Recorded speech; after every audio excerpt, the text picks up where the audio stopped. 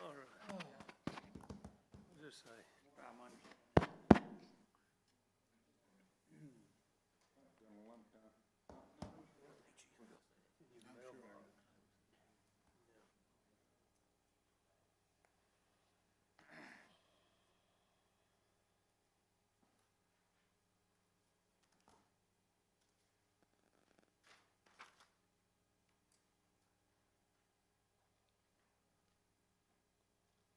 We got a minute.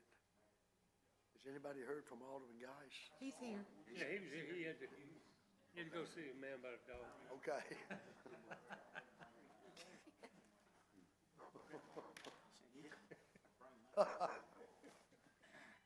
Let's be discreet about it, you know. Yeah. I can say what I said back here one time.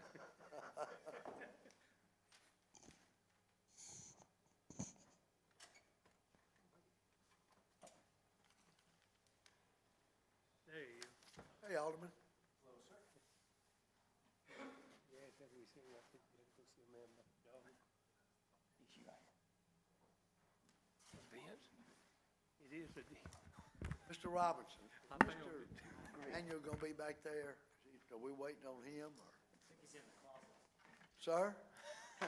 Oh, there he is. We ready? Is everybody ready? Everybody ready? Sure. Mr. Campbell? You ready? Good evening, everyone. I'd like to call this meeting of the Horn Lake Board of Aldermen to order. We appreciate everyone coming out tonight. As we say at every meeting, good government depends on the citizens being involved. Appreciate everyone coming out on this kind of cold, blustery night. At this moment, I'd like to call on Alderman Johnson for our invocation, please, ma'am. Let us bow. Heavenly Father, we come this evening to say thank you. Lord God, thank you for allowing us to be here on another night. Lord, I ask that you bless each citizen that's represented here. Bless each department head and each family household that's represented, God. Bless the alderman and the mayor. Lord, help us to make wise decisions. Bless those who may be sick, those who are lacking, Lord, and bless those who may not know you. Lord, help us to have a willing, working heart.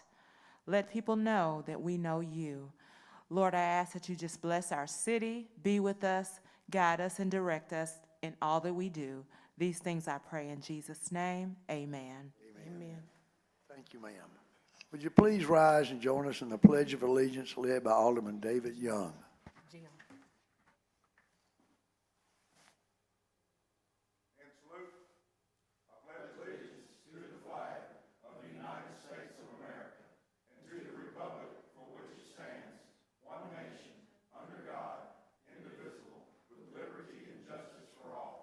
Thank you, Alderman.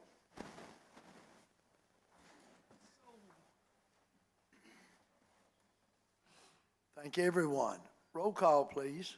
Alderman Klein. Here. Alderman Bledsoe. Here. Alderman Geis. Here. Alderman Bostic. Here. Alderman Johnson. Here. Alderman Dupree. Here. Alderman Young. All right, everyone's present. We have a quorum. Item number 1 on the agenda is the vote on the municipal docket. Do we have a motion? Mayor, Alderman Geis. make a motion to approve the municipal docket. We have a motion by Alderman Geis. Do we have a second? Second. We have a second by Alderman Bledsoe. Is there any discussion? Roll call, please. Alderman Klein. Aye. Alderman Bledsoe. Aye. Alderman Geis. Aye. Alderman Bostic. Aye. Alderman Johnson. Aye. Alderman Dupree. Aye. Alderman Young. Motion carries 7 in favor, none opposed. Item number 2 on the consent is the consent agenda. Do we have a motion? Mayor, Alderman Bostic. I make a motion to approve the consent agenda items A through K. We have a motion by Alderman Bostic. Do we have a second? Second. Second by Alderman Dupree. Do we have any discussion? I would just like to ask about letter J. I know we tabled the request by the Touchdown Club. Did y'all want to have any discussion about that or just approve the consent agenda as it is? I would like to approve it as is. All right, there we go. Mayor, I would like to table that. If we tabled one organization, I can't see why we shouldn't table the other that you brought it to my attention. I second that. All right. What is the feeling of the board? Mayor. Alderman Bostic. Ms. Beck is here, and she applied for this through a letter in our packet in detail of what these needs were for. And I felt like what we discussed, that the committee discussed about doing an application and answering those questions, I think she answered a whole lot of those in the letter that she sent us for the needs that she needs to be met due to the inflation. She needs to have this money to go on these trips. It's a little bit different because this is a desperate need at this time with the cost of fuel and hotel and things. So, and she will be representing the city as she travels, as she's done for many, many years in the past. Do we have any further discussion? Alderman Dupree. Since we tabled the Touchdown Club, maybe I just don't know the difference between giving money to one organization to another. Why did we table one and not the other? I don't know. Why would we do that? I think it was all stated in her letter to us. Yeah, I read the letter, but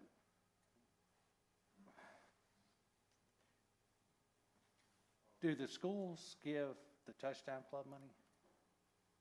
Not when it came up here this year, no, but we have in the past $40,000 over the last 4 years.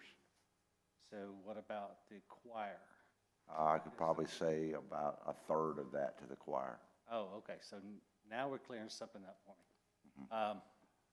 Does the choir get any money from the schools? That would be an answer that Ms. Beck maybe could answer for you out of it. Ms. Beck, would you please come down here and everybody knows your name, but we need your address for the minutes, please, ma'am.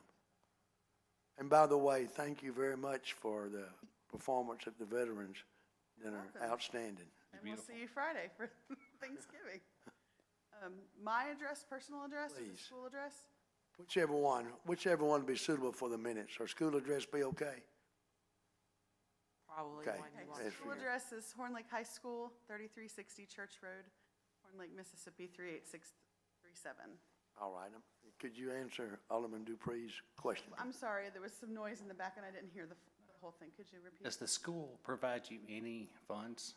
They do not provide travel funds. They provide us with a little bit of money to pay for maybe things that we need in the classroom, but they do not provide any kind of travel money. So if we're going to do any kind of activities, for example, just bringing the kids on the bus to the Lander Center the other day, I know it's not far, but that ends up costing the choir students money that they have to pay into the account, even just to pay for little things like that when we're local.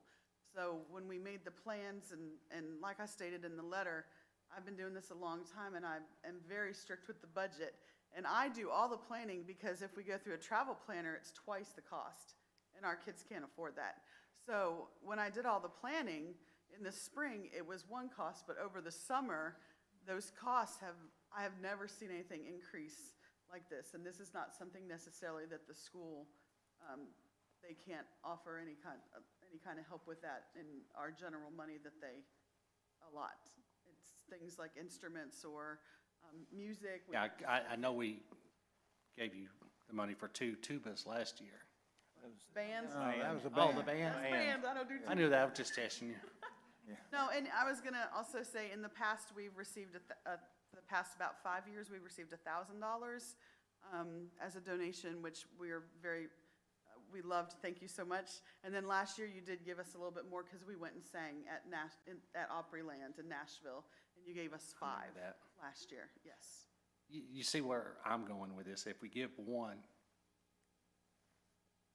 Yes. and we I might have understand- to give to another. Yes, and I I also know want that, just- for example, we don't. That's just to be fair. Oh, I understand. We don't also, for example, football games, you're gonna go spend $7 at the gate to get in per person. Like, that's. Do they not- get that money? That $7? I'm not sure how that's split. I know part of it is MHSAA, part is, I guess, to the school to help pay for upkeep of the stadium and such. And then I'm not sure how it's split from there. Okay. Well, thanks for clearing that up. Appreciate it. Alderman Johnson. Yes, ma'am. Do you have any other sources of fundraising or money Yes, coming in? We've actually, we just worked Paw Patrol all weekend at Lanners. We've been stepping in for, the band has a concession stand that they work, and during their marching season, they can't work it. So June, July, August, September, October, we worked several concessions events at Landers Center. And then we also have some different things. We do candygrams at Christmas. This year, we're actually sponsoring a gospel choir day event within the community. That's been something that some of the other schools have asked about. So we are trying to come up with as much of it as we can ourselves. Alderman Young. How many trips y'all got planned This year, this year, right? out of state, it's the two that are in the letter. So it's Orlando, we leave December 12th and get back then Saturday, which I believe is the 17th. And then in April, we'll be going to Atlanta. It's two different groups. So it's our elite ensemble, the ones that you see most places because they're easier to fit on a bus. And then in the spring, it's our chorale, which is our big group of about 60. I see a difference in the two. I mean, the Horn Lake Touchdown Club, they're gonna need theirs for football season. Completely understand. This is a need right now, as far as I can see. Y'all do great things. You did come up here and sing, and I appreciate those. Those kids are awesome. Thank you. They're really awesome. I mean, that's just, man, when they did that salute to the services, all 4 or 5 different songs, that was just, I just gotta say it, go Navy, Army. But, I appreciate y'all. So I do see a difference in the two, but I do wanna put this on the floor. We're under review on this. Yes. Committee. Actually, we're gonna have a meeting after this meeting's over. We're gonna have a meeting.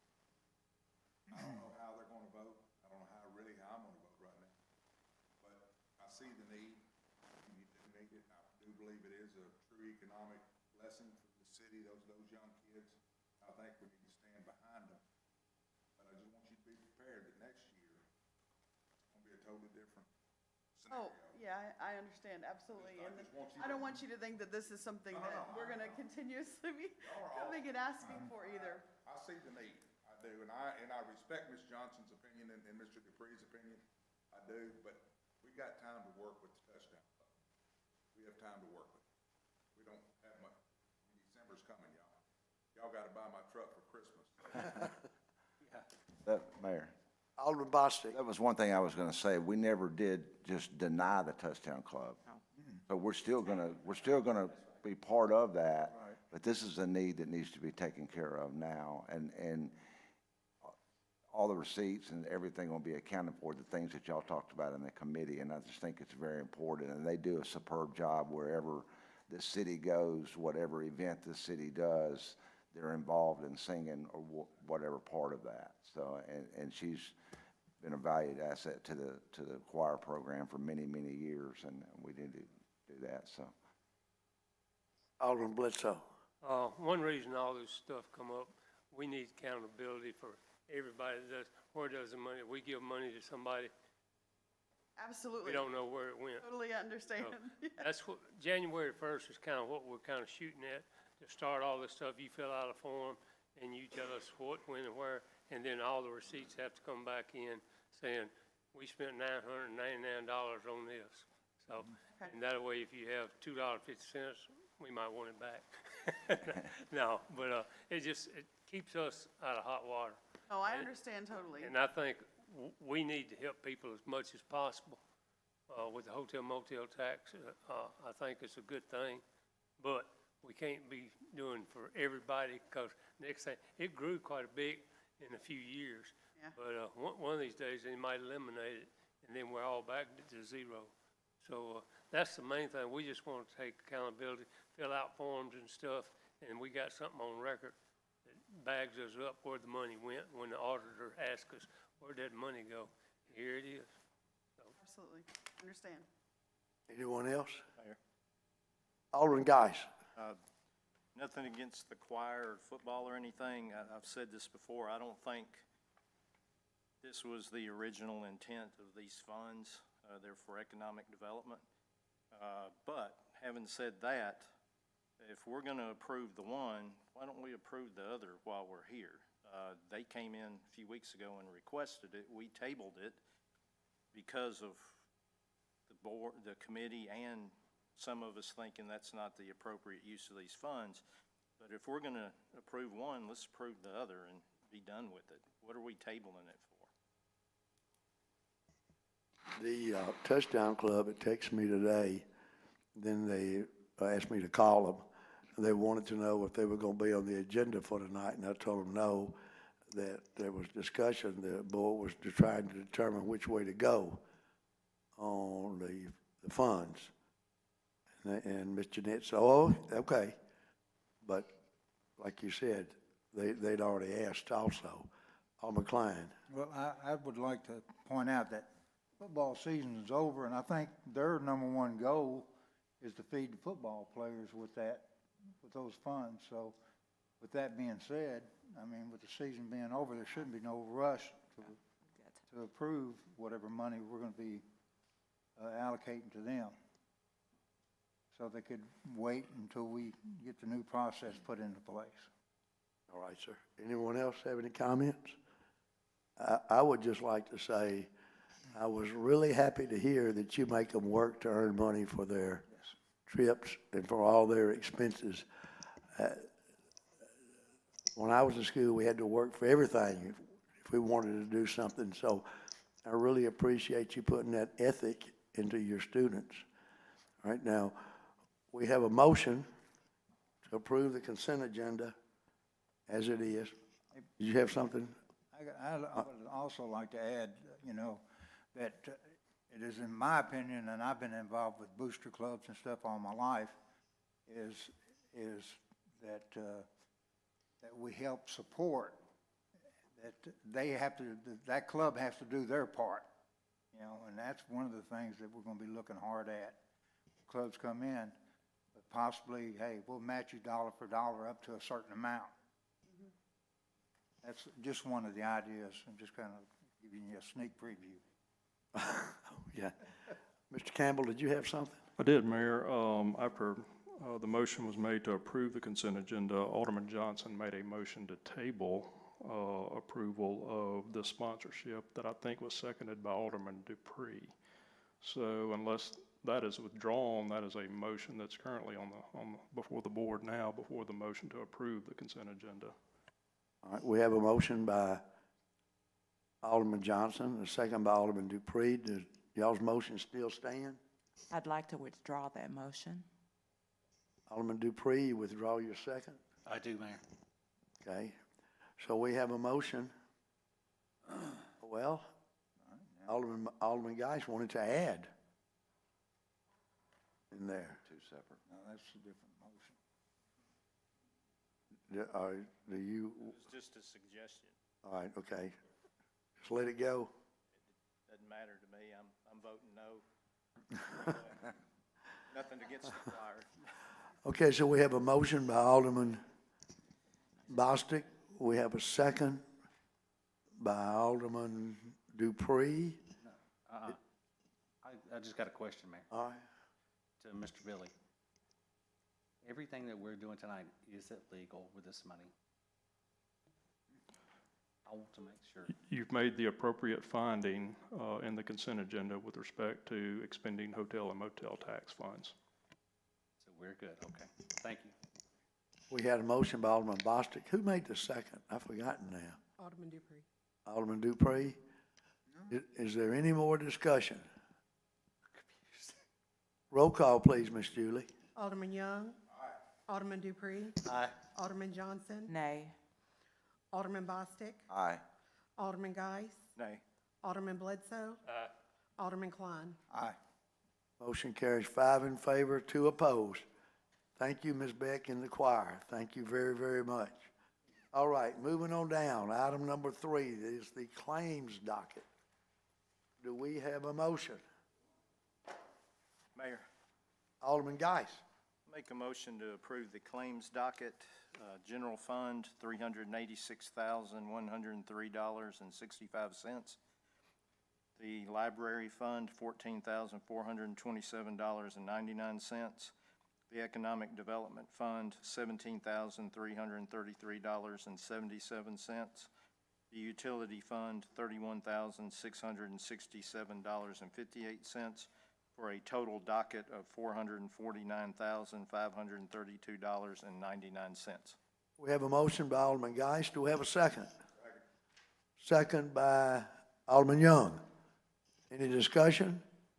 Roll call, please. Alderman Klein. Aye. Alderman Bledsoe.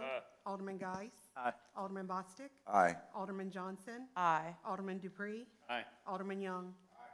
Motion carries 7 in favor, none opposed.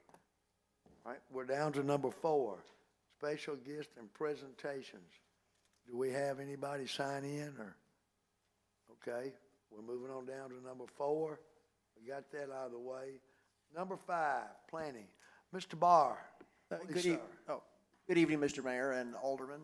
Yes, we got 3 items here. First is uppercase letter A, which is case number 2103.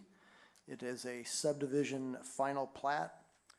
It's a request for approval of a one-lot commercial subdivision final plat named the Goodman Road C-Store standing for convenience store, located at approximately 4761 Goodman Road West, consisting of 4.58 acres, plus or minus. It's Ward number 6.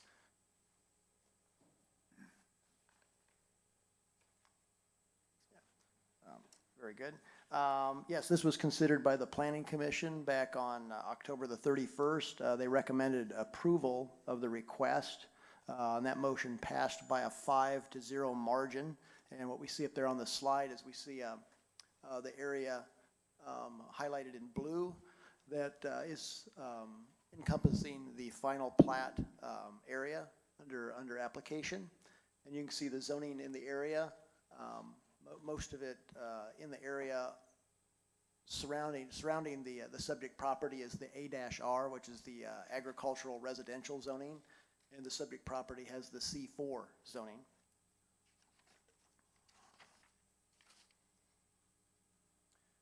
And so here we see a few slides where it's more of a detailed close-up, and I've tried to pinpoint some of the items that were deficient upon review by staff and the Planning Commission. And there's some field photos.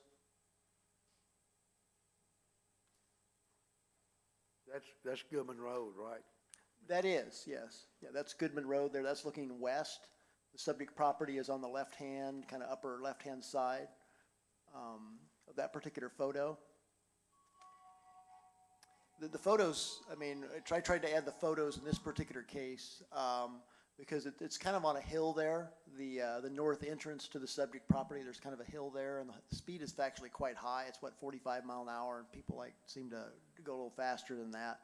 I think the applicant is contacting MDOT for the entrance locations.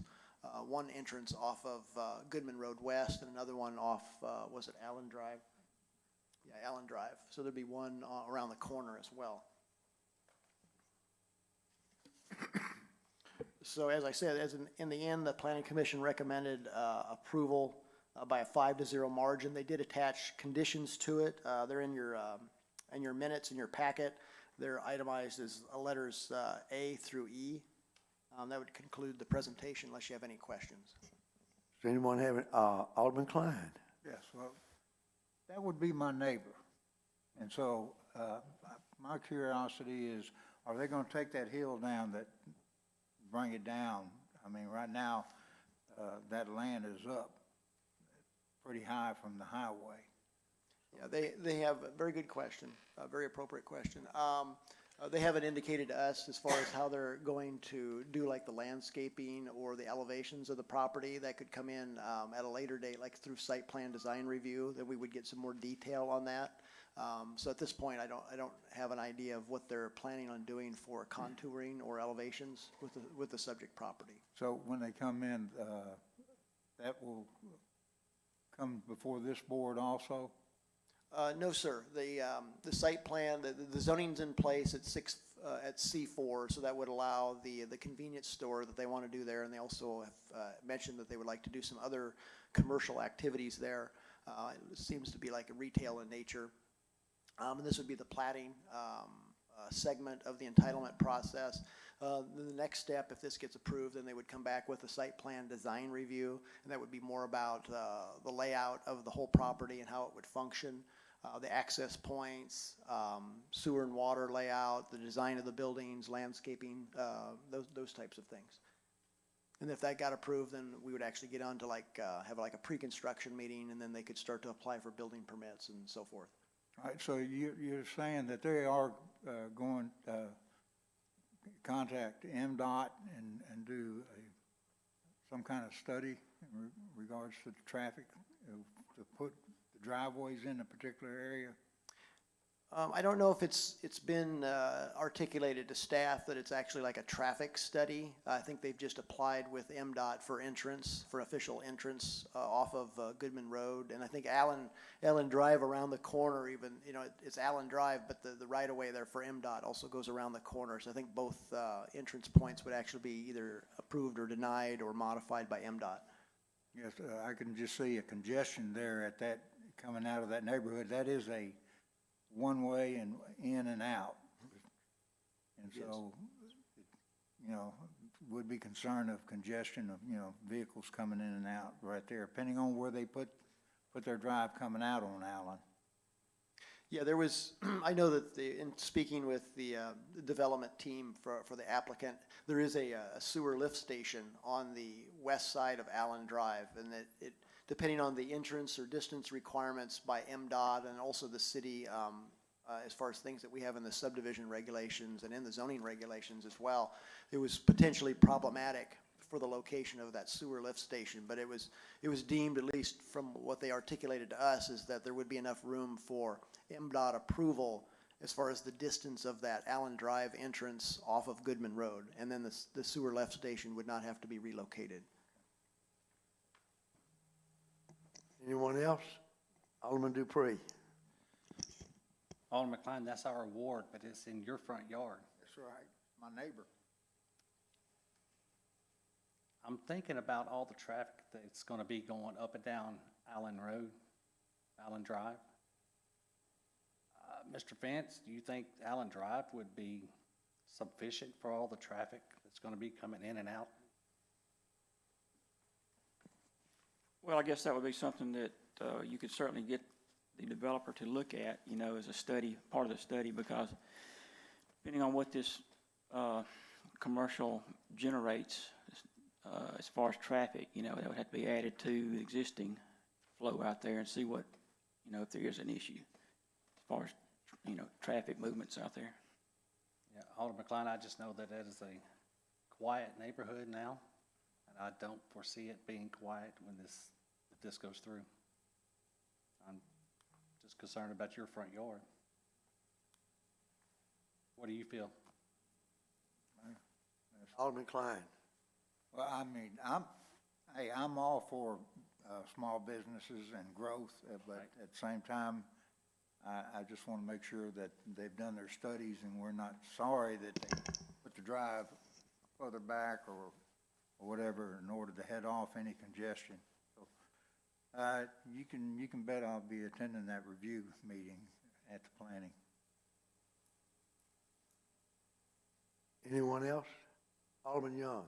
We're going to get to you, Mr. Botts, because I got the same question I want to ask you. If I'm not mistaken, when we had the pre-design meeting, this is where they were gonna put the retail with the convenience store. Yes. Restaurant, and I think that, I don't know, I can't remember what they were putting on top or whatever. I don't know where it's gonna be apartments, or they were even, it's gonna be a facade, I can't remember. I've slept since then. But this is the kind of development, like, this is what we need, and I have all the confidence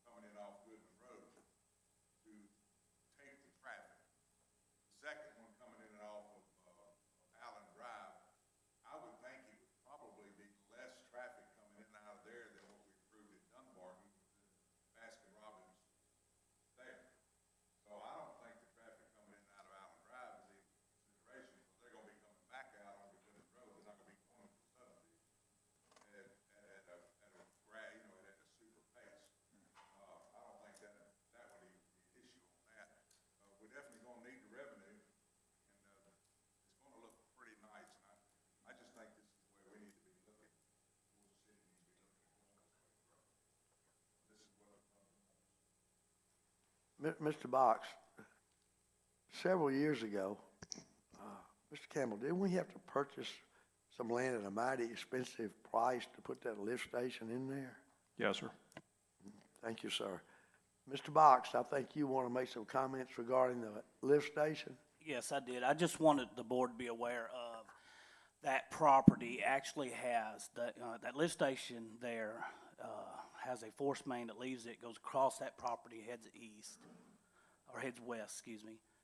And then there's not only that force main also, but there's also a gravity sewer line too that runs west along there, parallel with it. Two different sewer systems they're both by the city, but one of them goes to Memphis and the other one is the DeCrua line. So I just wanted us to be aware of this because we get into that situation like we did over here at Wendy's and things like that, that we've got utilities in the area and I don't want to start development and then they said all of a sudden there's like, oh, this force main's in our way and we need it lowered or we need it moved, you know. And I just want us to make sure that we're aware of that and whoever's building there is aware of that, so that, you know, we don't run into a problem where they want the city to pay for it to be moved. Thank you, sir. So if the board did approve this and then it worked on through the process and that was to become a fact, that building there, you would want the board to put in a motion about what you just said, that they would have to bear the cost of any work on the sewer lines, either one of the sewer lines or both of them? Yes, and I mean, we just need to make sure that our utility easements are established out there, you know, that there isn't showing that we are inside an easement. The sewer lines are inside of a utility easement. Sometimes we've run into situations where the utility line was outside the easement line and we had, like Aldi's, and we had to move that. So I'm just trying to head things off at the pass, more or less, before we get into that situation. So if something were developed there, the lines could still function, although they might have to be modified? Yes. What you're saying? Yes, and I just want to, make sure that we aren't caught at the end of the rope, that we're not, hanging on the end of the line, having to move stuff and pay for things that need to be moved, that this would be recognized by the developer of that property, that, hey, there's a force main. If it's in your way, you're going to have to lower it, you're going to have to move it. Thank you for pointing that out to us, sir. Alderman Bledsoe. Our planning director, were you aware of all that? I am aware of the, very good question, I am aware of the need, the city needs to protect its interest as far as the utility lines, and that's why I had Julie scroll to this particular slide here. And what they're showing us on the north part of the plat, which there is just on the very south side of Goodman Road there, they're shown a 30-foot wide utility easement, and then there's also, in addition to that, a 20-foot sewer line easement. And then there's also a 20-foot water line easement, all going east and west. I don't know if that's going to be sufficient for city as far as the location of the existing lines there. And then they would also be adding utility easements on the various side and rear property lines. I don't know if they'll be utilized or whatever. Kind of depends on how the buildings get laid out, that sort of thing. But there is plans, at least as what they're depicting there, as far as a various set of utility easements on that north side of the property. Thank you, sir. Does anyone else have any questions or comments? Alderman Geis. The convenience store, is it going to have a gas station to it? If I remember correctly, I think that was shown in their conceptual drawings as having a gas station, so yes. And did anybody that owns property backing up to the houses have an issue with it at your meeting? Well, in this particular case, it was just a subdivision plat, so there's no notification of property owners or no legal notice or anything like that. That would be for like a rezoning case or something like that. Now, on that point, I do have to mention it's on the gas station that's just over here that was built. We did receive a complaint today about loud noise and excessive light over there, and so we're going to approach the property owner there to see if we can gain any progress as far as mitigating some issues there or whatever. And that's a similar situation, other than the fact that we have residences over there and we have C4 zoning, but this would be C4 zoning. There are residences in the area, but it's the AR type zoning, so there's a little bit of difference for density from the residential zoning types. Alderman Klein, did your neighbor mention this to you, or are they aware of it? Nope. If I remember, was it an elderly couple that lived there? No, that house right now is vacant. It's vacant, used to be. Yes. That was all the questions I had. Anyone else? Okey dokey, do we have a motion? Mayor, Alderman Dupree. before we make a motion, do we need to put in what Mr. Box was talking about the lines being moved and us not paying for it before we make this motion? What is your recommendation, Mr. Campbell?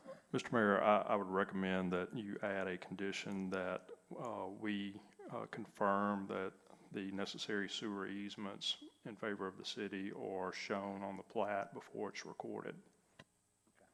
That will handle if any issues come up, they have to pay for it instead of the city. That's correct, Mayor. I have looked since we've been sitting here. The 20-foot sewer easement that's shown now is for the force main that goes to DeCrua, and we will have to check on the other one. I'm not sure.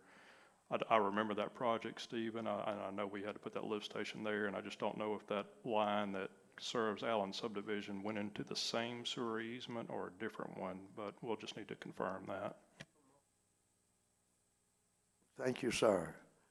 Alderman Dupree, is that? Yes, I'd like to make the motion, we go forward with case number 2103D, SDFP, request for approval of one lot commercial subdivision, final plat named the Goodman Road C-Store, located approximately 4761 Goodman Road West, consisting of 4.58 acres. With the conditions of the lines that, if they need to be moved, we are not responsible for the cost. Would you, on page 2 of that application, there's A through E, other conditions recommended by the planning commission. Would you, With those conditions as well, Mayor. those and the one that Mr. Box spot off that Mr. Campbell addressed? That's correct. All right, we have a motion by Alderman Dupree. Do we have a second? Second by Alderman Young. Is there any discussion? Mayor. Alderman Bostic.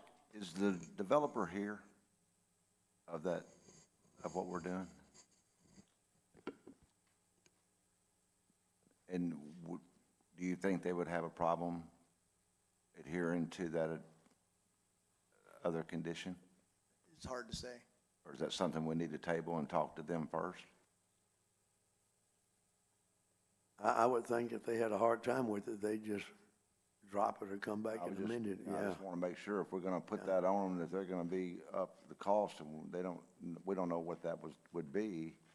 I was just curious if we needed to give them an opportunity to know that there is an additional condition put on this other than what they were already aware of. I just didn't know. Would y'all, thank you, sir, it's a good point. Would you, if the board voted to pass this, would you notify them about the additional condition? Yeah, anytime, any action taken by the board, whether it's affirmative, denial, conditions, change conditions or whatever, I try to communicate that to all the applicants or whatever, usually like the next day or within a couple of days, so. Thank you, sir. Alderman Bledsoe. And I have one question. Can the entrance and exits be on Goodman Road and not even meet Allen Drive? That will solve the problem of the neighborhood. If both of them could come out on Goodman Road, one up here and one down here. Is that feasible?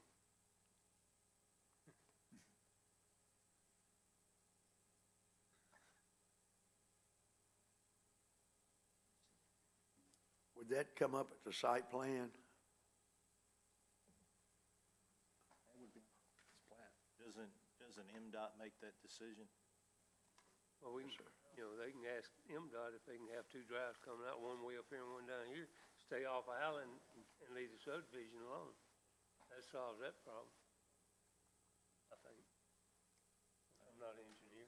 Imagine they're trying to use Allen for the traffic going from the other direction to be able to merge over and turn left into Allen. That's exactly where they can go back the opposite way. That's what they're trying to do. Mr. Barr? In speaking with Vince here, whatever, our thought was that more than likely MDOT's not gonna approve two entrances off of Goodman Road there, even though it is a fairly long distance, but they have, distance requirements. I'm not sure what they are specifically or whatever, but we feel that they would just, if they'd be inclined to grant one, but not probably two, off of Goodman Road. Can we ask for two, and they turn it down, then you go back to plan, whatever? Mayor, I'm trying to, I don't think I heard you correctly. What was the question, Alderman? Can you ask MDOT, can we have two? And if they said, no, you only have one, then we go back to Allen. And if they turn it down, then when they turn it, if they say, yeah, you can do that, that stays off Allen and takes care of the people in the neighborhood. But I'm not an engineer. Well, if I understood Mr. Barr correctly, which I probably didn't, I'm old, the entrance you're asking for is one off of Goodman Road and one off of Allen subdivision, but the one even on Allen Drive might be under MDOT control. Is that correct? Okay. That's correct, because when a person looks at the map, actually on the right-of-way actually comes down for Allen Drive, and then it cuts off, and then you can see that where the pavement is different, where it's like city pavement or MDOT pavement. So the right-of-way there is fairly expansive, just because of the turn and the radius is there. Yes, sir. Alderman Geis. Aren't we just approving the final plat? Yeah. So all the parking and design and all that stuff comes later? That comes later. Site plan, yes, sir. Any more discussion? Okay, we had a motion by Alderman Dupree. We had a second by Alderman Young. If there's no more discussion, roll call, please, Ms. Julie. Alderman Young. Alderman Dupree. aye. Alderman Johnson. Aye. Alderman Bostick. Aye. Alderman Guise. Aye. Alderman Bledsoe. Alderman Klein. Aye. Motion carries 7 in favor, none opposed. The next one's a public hearing, isn't it? Ooh, thank you. All right. Mr. Barr, thank you, sir. Are we going to case number 2104 RZ? Yes, sir, that is All correct. right, that is a rezoning, that's a public hearing. Yes. Now declare open. Mr. Barr, please, sir. Thank you, Mr. Mayor. Yeah, this is case 2104. It's a request for a zoning amendment from the M1, which is the city's light industrial district, to a request of C-4, which is the planned commercial district. It would be at the northeast corner of the intersection of Hurt Road and Nail Road west in Horn Lake, AKA 6020 Hurt Road, by Amin McGani, applicant and owner, and Womble Engineering representative owner of the owner, consisting of 1.42 acres plus or minus. I do know that Mr. Womble is in the audience tonight. This case was also considered by the Planning Commission during their October 31st meeting. They did recommend approval of the request to this board, and that was by a 5-0 margin. They did add a condition that no alcohol sales be allowed. That is something that can be allowed if certain distances are met through Chapter 4 of the city code. And that was one thing that they specified as an added condition, that would not be allowed. So I'll get back to that subject in a moment, but first, Julie's brought up the vicinity zoning and land use map for this particular case. You can see the subject property highlighted with the bright blue box. This zoning segment seems to be kind of a, I don't know, not a leftover or whatever, but kind of an orphan zoning area from the PUD action that was approved by the city last year. So you can see that PUD zoning to the north and to the east of the subject property. Across the street to the south, you see more of the M1 zoning. which is the light industrial. And then to the west, you see the R-8 zoning. The land use there is the Horn Lake Middle School. So we just have a few field photos from the area of the subject property, mainly focusing on that intersection of Hurt Road and Nail Road West.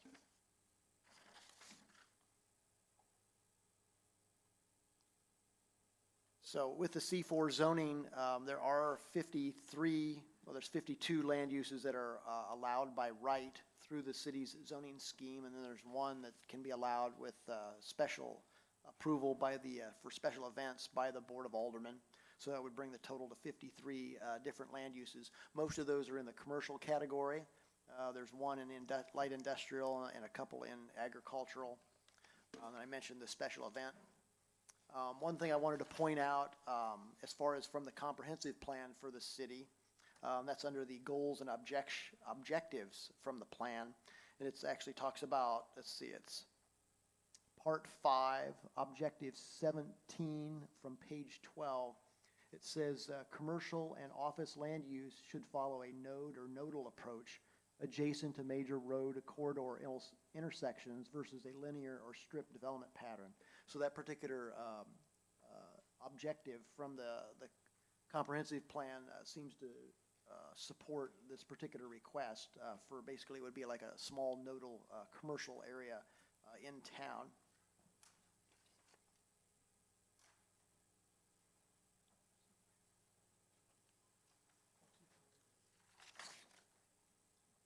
So as I stated earlier, in the end, the Planning Commission recommended approval of the request to this board, but with the added condition that no alcohol sales be allowed there from the subject property.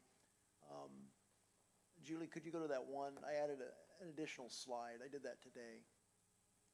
You could go to that. Yeah, okay. So what's interesting, and it needs to be pointed out, I believe, is that in Chapter 4 of the city code, which deals about alcohol and specifically section 4-2, retail sale of beer and light wine. And I've brought out number 3 here.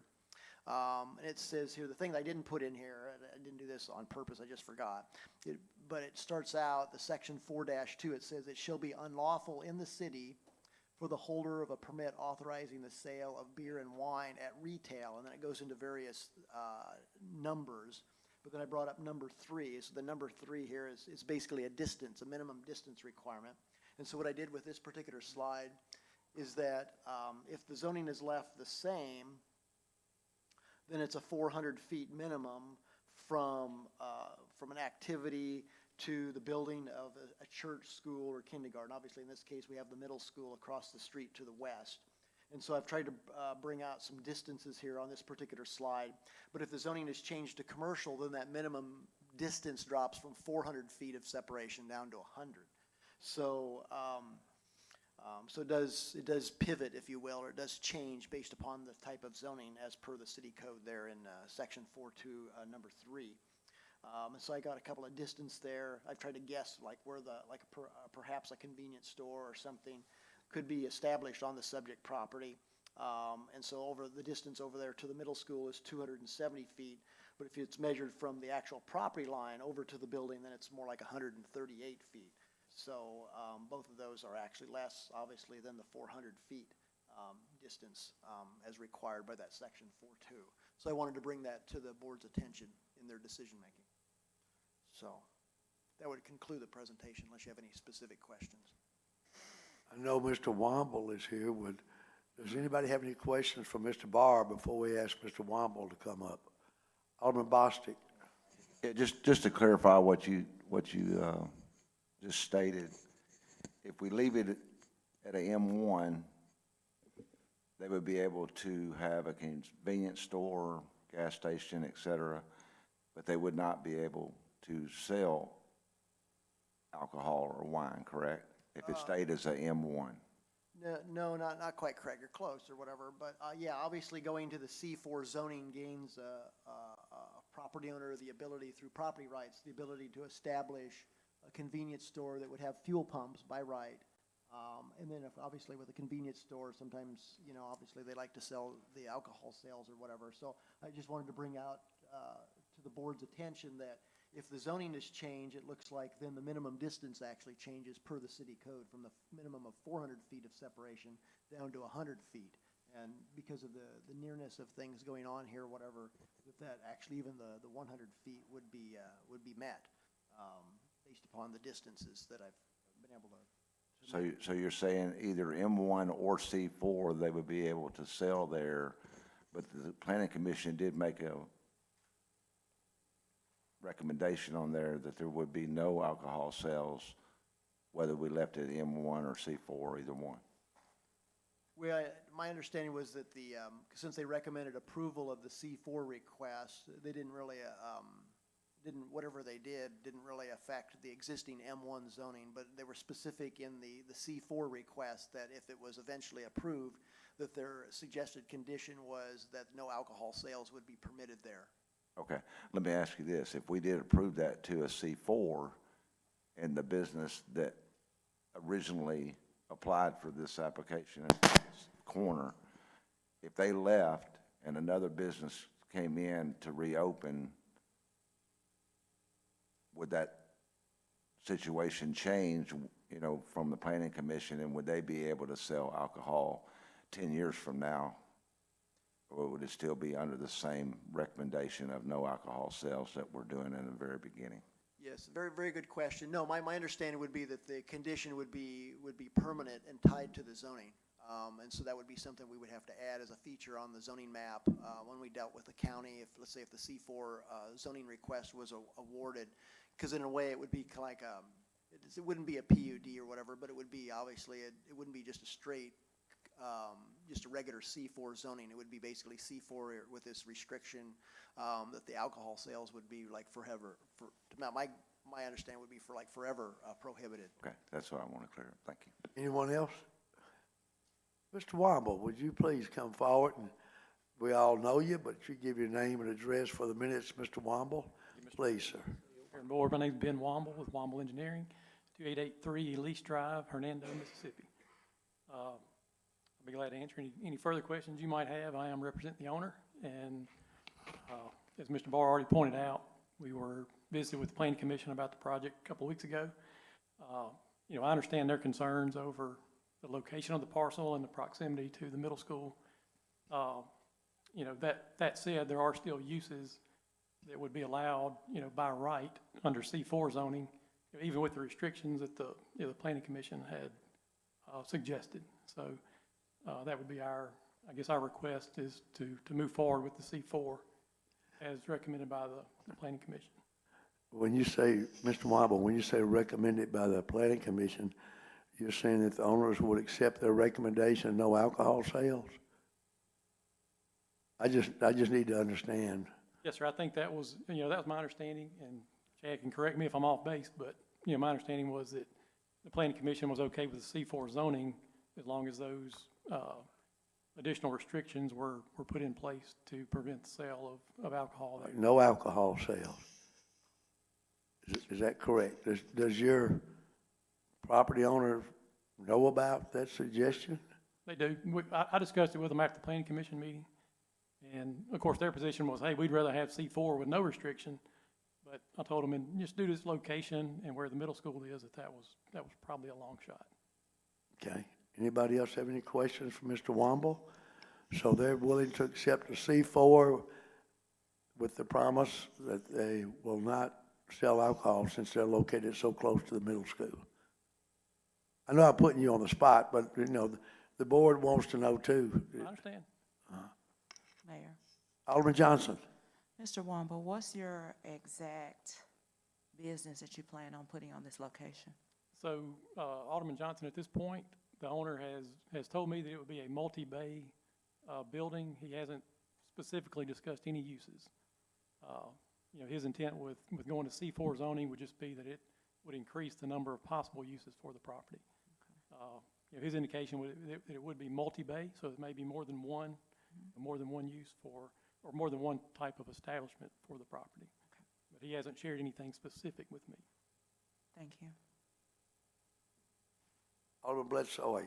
I got, Billy, 10 years from now, will this stand up if we vote not to let alcohol there? Yes, sir, as Mr. Barr indicated, it's a permanent condition unless changed by another board. Another mayor and board can obviously change it. Mr. Barr. Yes, my thought was, I know in other jurisdictions that I've worked for something like this or whatever, sometimes we would add a condition that we would make it, like a disclosure statement would be required to be filed with, in this case, the county or whatever. So that way, anybody that was potentially looking at it in the future, they would know, it would show up on the radar, so to speak, or whatever, that would be a condition of that it's been added to this particular request instead of just straight regular C4 zoning. I don't know if the board has any thoughts on that, as adding that as a condition. It's just a way of notifying people in the future that through a disclosure statement that actual uniqueness is on the books, if you will. Thank you, sir. Anybody else have any questions? Mayor? Alderman Johnson. All right, Mr. Womble, in addition to alcohol, what do we think about cigarettes and tobacco and vaping in that area as well as across from the middle school? You know, again, I'm not sure what the ultimate use would be per the owner. I think if I recall from the planning commission, they had some of those same discussions. Mr. Barr, do you recall exactly what their position was?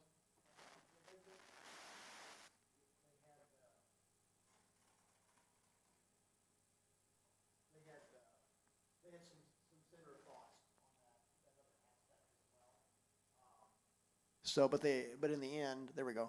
But in the end, they only did the condition on the no alcohol sales or whatever. They didn't go any further or whatever. I don't know if the city has in the city code anything specific for distances on those other land uses or not. I do not know.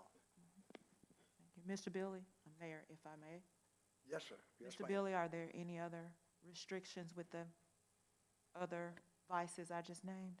I'm not aware of an ordinance on those. Chief Ryle, do you recall one off the top of your head? I don't know of one. That I'm aware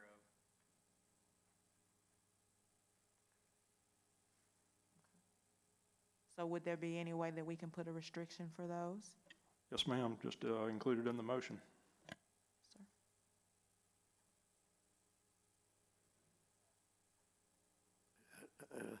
I've never seen a convenience store with no beer, no cigarette sales. They don't stick around very long. Alderman Bostic. Well, just for the record, this is in my ward, and within a rock's throw, there's 2 more convenience stores. And when Mr. Pruitt came before us a few months back, pursuing this corner to be a storage unit, I really thought that whole corner was going to be a storage unit. And I prefer not to have another gas station, strip mall, or whatever they want to build there on that corner that's going to draw activity with the goings in and out of the subdivision, and along with the school and the school buses and Flavor Right and all that. I'm not for it at all. I just want to make for the record to know that. Sure. I will point out that there is,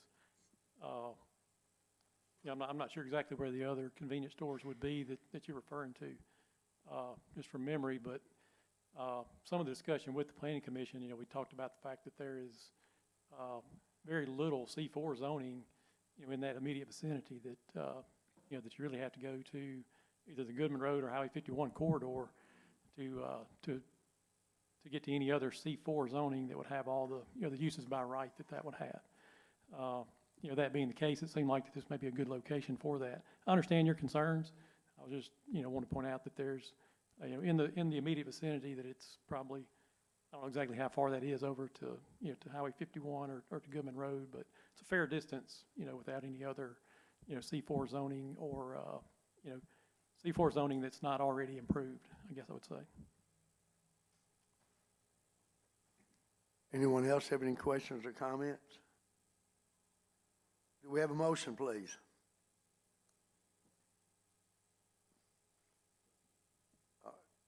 Yes, sir. Got to close the public hearing. Well, I suspect there's probably an audience member or two All that right. may have a comment. Is there anyone in the audience? Thank you, sir. Mr. Miller, I think we have your name and address, Mr. Francis J., so you can just come up here and state your case, please, sir. For the record, my name is Francis J. Miller, voting citizen of Ward 5 in the city of Horn Lake, 14 years, and I'll keep it under 3 minutes. I was at the Planning Commission meeting. All 5 planning commissioners argued very strongly, no alcohol. I myself feel stronger than they do, no alcohol. There's a school there. Put it in the record, make sure everybody obeys it, get it recorded, no alcohol. Thank you, sir. Anyone else in the audience have any comments in favor or against this proposed rezoning? Mrs. Bostic, please. I think we have your address, Ms. Bostic. I just wonder if anybody's thought about, we've talked about alcohol, tobacco, vaping, that was very good. But has anybody talked about traffic? Because, and that's gonna put undue hardships on the police department, because you're gonna have kids, they're middle schoolers, going over to the store, if there's a store there, no matter what they sell, just to be doing that. And it makes me real apprehensive about kids crossing there and cars pulling in and out of there. And I just think we haven't discussed safety issues with that store being right across the street. And that store, the other store, is literally like the school's here, and then there's a few houses, and then there's a store here and a store here at 2 lanes. So, but I think there's a safety issue, and I hadn't heard anybody could talk about this, and I thought y'all might want to discuss the safety issue of the traffic. Thank you, Ms. Bostic. Does anyone have any questions or comments for Ms. Bostic? Mayor, Alderman Dupree. glad you brought it up. I was fixing to bring it up, and I'm glad you did, knowing that I'm not the only one thinking about that. Because I think it's a bad idea as well. Because when you come through there, 2:30 in the afternoon, 7 o'clock in the morning, there are kids everywhere. Everywhere. And, you know, they're always gonna wanna go get some candy or a drink or whatever. Hey, let me go across the street here, when there's cars coming up and down. You're right, it is a safety issue, and I agree with that. You know, even further than that, I don't mean this to sound warped, but the world's full of some crazy people, and you have pedophiles that could set up very easily at that store. I just really get concerned about not just them getting run over by a car, but some of the fruitcakes in the world. Oh, I know, and, So, it's just you know, too we got easy the a best police setup. department in the world, but they can't be everywhere at one time. You're right. It takes all of us to help them out. And I just think it's gonna be an undue hardship and creating a very unsafe environment in a whole lot of different areas, so. Anyone else? Alderman Bostic. Yes, sir. Thank you, Ms. Bostic, for your time. You're welcome, Mr. Boston. Good to see you. This is your chance to get in the last word, Alderman Bostic. He wants supper tonight. Alderman Young. Did you say it was gonna be a multi-use retail, not just a convenience store, right? Yes, sir. I think maybe I need to clarify that, I think everyone is assuming that it would be a convenience store. That's not necessarily the case. I think that there are a lot of, as indicated earlier, there's, a handful of uses that we would, be allowed by right under C4 that we aren't under the current M1 zoning, that have, nothing to do with a convenience store or. We're looking at, you're looking at basically what we all know and love is known as a strip mall. You know how many bays? I mean, you said. Three. I know we're just looking at the zoning is what we. Right. Remember, we're not looking at site plans and all that. We're just looking at what zoning, that's what we're boxed into. Right, yeah, and to answer your question as best I can, multi-bay is really all I can say. I don't know. Do the 20. I Well, don't think we put 20 on there. Yeah, that space allows, it definitely wouldn't be more than 3, I would think. Looking at a multi-bay retail facility. Yes, sir. Anything else, Alderman? Alderman Dupree. So I guess I'm confused. We're sitting here talking about a convenience store and a gas station. And you're saying it possibly could not be? Or, That's correct. okay, because you don't look too, adamant about this, Right, yeah, I mean, I understand the concern with the middle school, where it is, and, with alcohol sales, or cigarettes, or vapes, or anything along those lines, I totally get this board's concern. I do know that there are other uses that are permitted under C4 that, would have nothing to do with any of that, nothing along those lines, so, right, so it could be closed stores going down through there or something, right? that's correct. Not necessarily a gas station. Yes, sir. That's correct. Alderman Young. Mr. Barr, they would have to come back before us for a site approval for a gas station. Am I understanding that correct? For your question, on site plan design review, we'd just take that through planning commission. The only reason it would come to this board would be if there would be an item of contention or items of contention between any future applicant and the planning commission as far as like conditions or layout or things of that nature.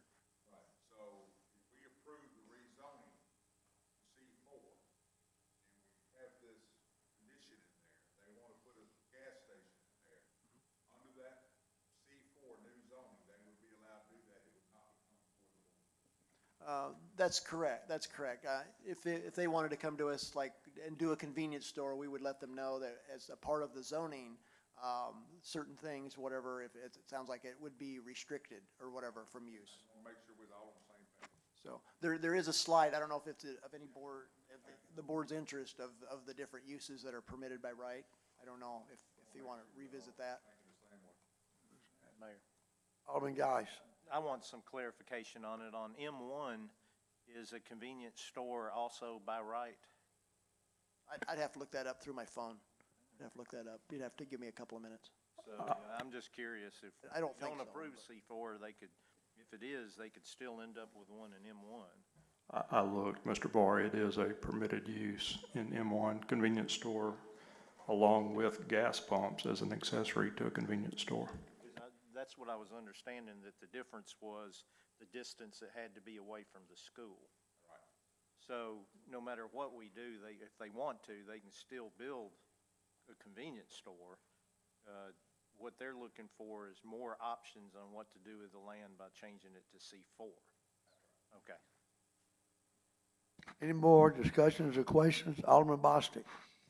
But I think all of this discussion we're having here, I think Ms. Bostic brought up one of the biggest things that we need to discuss is the safety at that intersection with the school before we allow anything to be built there.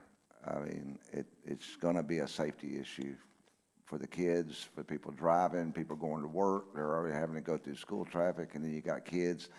We all were kids once. We had a little store where we ran across the street and grabbed a little something or whatever, or skipped out of that class while the teacher was gone. You know what I did anyway.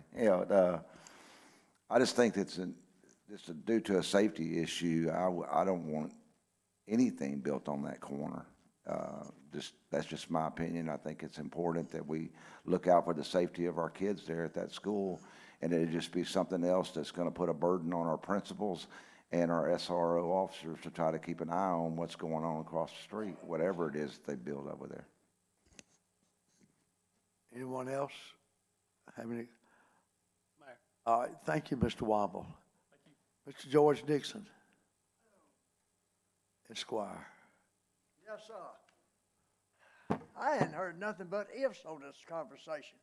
If they're gonna build this or if they're gonna build that. And let's face it, the board knows and everybody else knows. If you open a convenience store and service station, if you ain't got beer and you ain't got cigarettes, it ain't gonna last. It's gonna go broke. And then we're gonna have a big empty building there. So I hope to goodness y'all will turn it down. Thank you. Anyone? Thank you, Mr. George. Anybody have any questions for Mr. George? Is there anyone? No, I asked them if they had any questions for you, sir. Is there anyone else in the audience have any pro or con? Mr. Box, was that you? Yeah, I was just, with all the talk of the safety issues and the traffic issues at that corner, because there's a lot going on at that corner with New Hood Foods and the high school, the middle school, it was the high school when I went there. But maybe, suggesting a, traffic study be done right there on that corner, to see what, what's going on there. Anyone have any questions or comments from Mr. Box? Mr. Campbell, did you have something? I was just going to say, Mayor, a traffic study is one of the items that are listed that can be considered by the Planning Commission at the site plan review stage. So if that's something they desire to look at, they can certainly request it of the developer then. Thank you, sir. All right, back to the question at hand. Any more? Anybody in the audience? All right, that's it. Public hearing is now closed. We need a motion, please. We need a motion.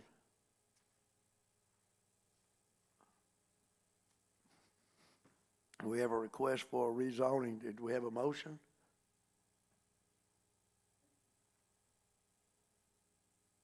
Either in favor or denial? Well, I guess that ends it. We don't have any motion. We'll go on to the next case. All right, case number 2105 CU is also, good night, Mr. Womble, sir, is a public hearing, which I now declare open. Mr. Barr, please, sir. Thank you, Mr. Mayor. Yes, this is case 2105, conditional use. It's a request for a seasonal fireworks stand at 2496 Goodman Road West. Address is unofficial and unassigned. It's on a total of 1.25 acres plus or minus ward number 5. The Planning Commission also considered this particular request during their October 31st meeting date. They did recommend approval of the request to this board, and that motion passed by a 5-0. Wait, I just want to double check I got the right page. Hold on. Yeah, that motion did also pass by a 5-0 margin. They did add 2 conditions to the request. One would be the owner applicant shall abide by all City of Horn Lake requirements for fireworks sales per the city's code. And then number 2, that they would, that the development would, prior to establishment, would gravel the east property of the 2. There's 2 properties involved. You can see that with that particular slide that's up. The subject zoning of the subject property is C3, and there's 2 parcels. There's an eastern portion where the fireworks sales would be allowed or requested, and then there's the western parcel where the parking to the use would be established. You can see that here in these next 2 slides. You see the west parcel where it shows the parking,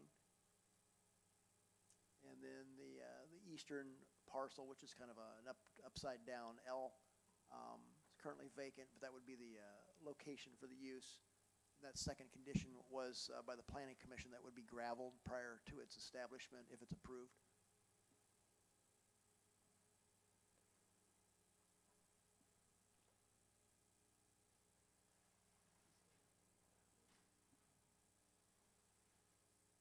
So that'd conclude the presentation unless you have any specific questions. Anyone have any questions? Alderman Bostic. I'm having a hard time seeing your drawings there, Mr. Barr. Could you tell us exactly where that's at on Goodman Road, a junction to Hurt Road? Is that on the north side?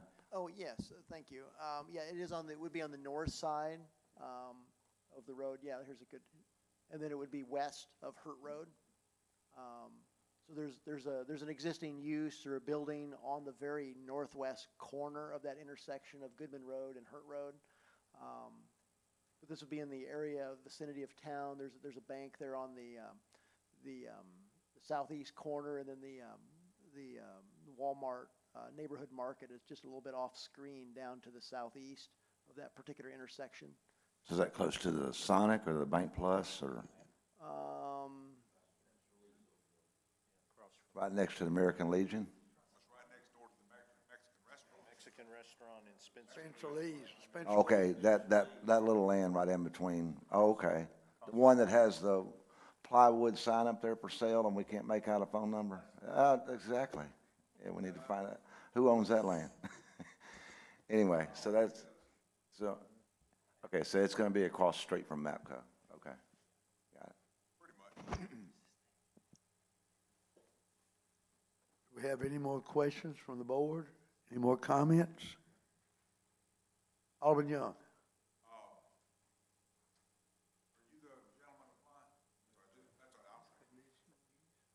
Have, Mr. Barr, I know this email the other day, but have we sent out the letters yet on the requirements the fireworks stands are gonna have to comply with this year?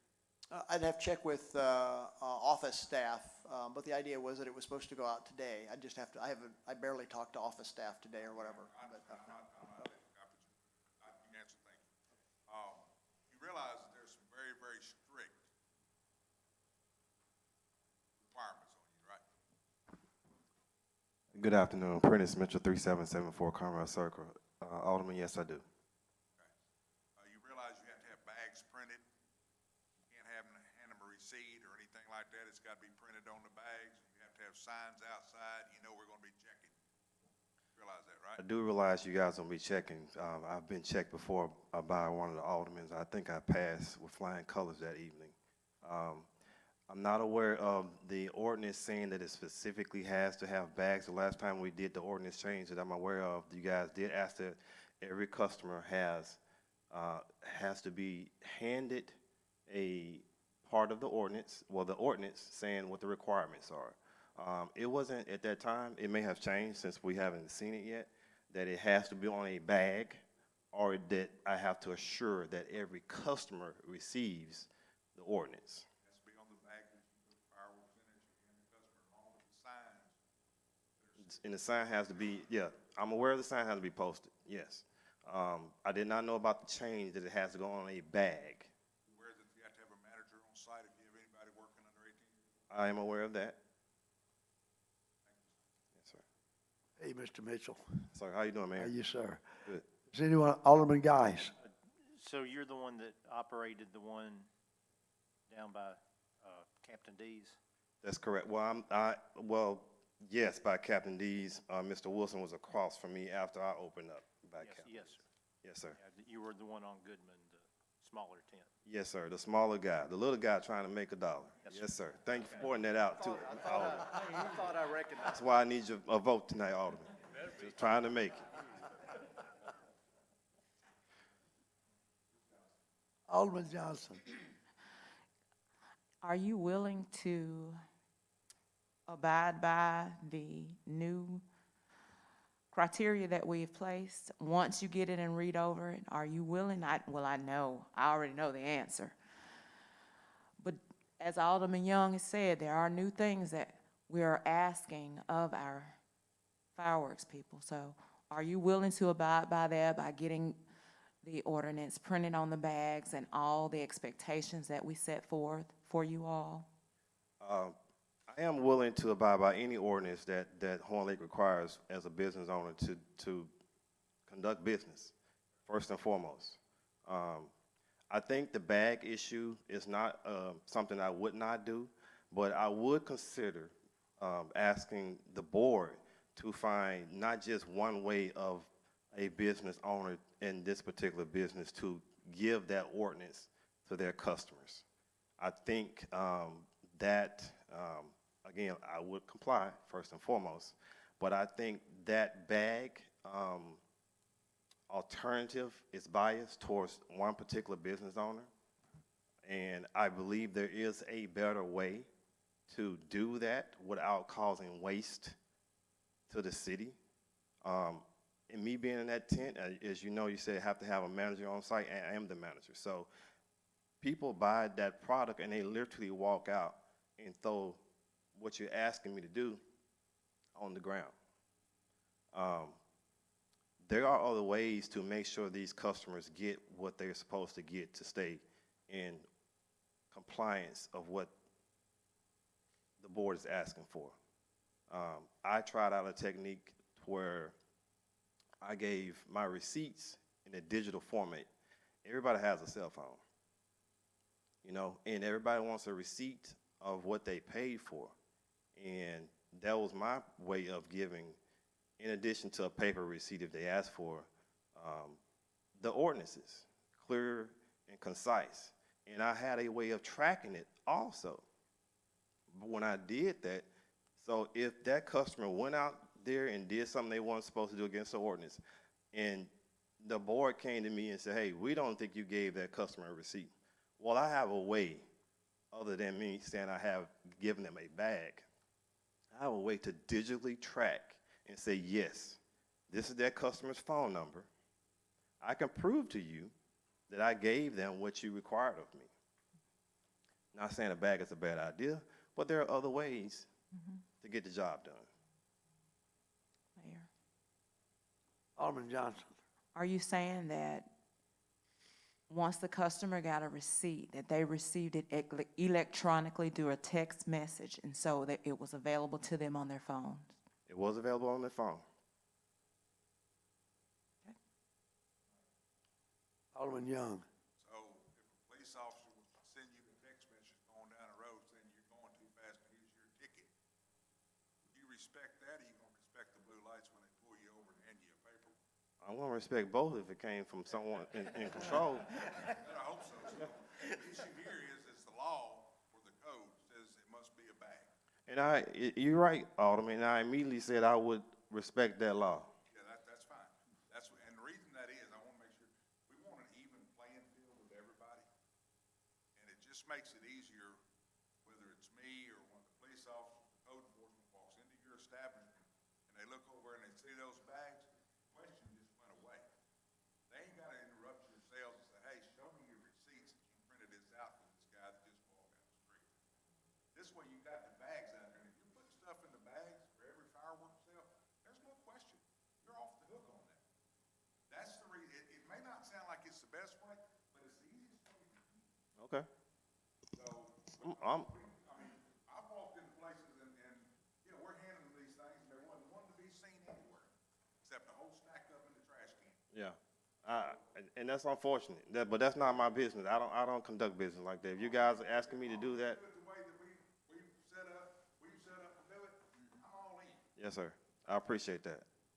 I have, again, my first response was, yes, I can comply with that.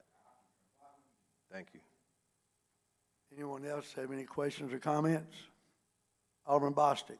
Good to see you back and changing location. Yeah, thank you, sir. I They appreciate came, that. come I'm just hang out trying- with you I'm at just trying to about feed 11:45 my one night. Yeah, we had a great, you and your wife, we had a great conversation. She's a wonderful person. Right, well, I appreciate that. Yes, sir. We did a lot of work on getting this ordinance together to make it playing field for everybody. We wouldn't be biased towards anybody. We wanted to make sure it's no different than you going into a liquor store, buying liquor, they have to put it in a bag. They walk out the door, they throw the bag on the ground, screw the top off and have a drink, you know? So it's no different. They're abiding by the rules that they have to go by to sell alcohol. Yes, sir. And this is just something that we put in place to where everybody's covered. Not everybody has a phone. I have a flip phone. It's hard to get a text to a flip phone. That night I was there, you had to send it to me twice before I got it. So it's not like it's 100%. You gave me the wrong number the first time. No, I gave you the right.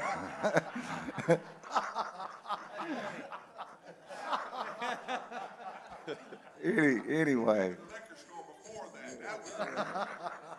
Anyway, you know, we just want to make sure that, you know, you have the straight, you know, printed sign and it looks good and you're taken care of. We do have more code enforcers this year where they will be checking, you know, behind it. And hopefully we can stay on top of this and make sure we did our due diligence in putting that ordinance in place for everybody. I think it's a good ordinance. I have no issues with it. Okay. And when you just go hang out over at the American Legion, David will be over there. You can go see him while you're out there. Anyone else? Mr. Mitchell, do you have anything else for the board? I appreciate the board wholeheartedly. Thank you for your time. Thank you, Mr. Mitchell. Is anyone in the audience that wishes to speak either in favor or against this? Mr. Miller, please, sir.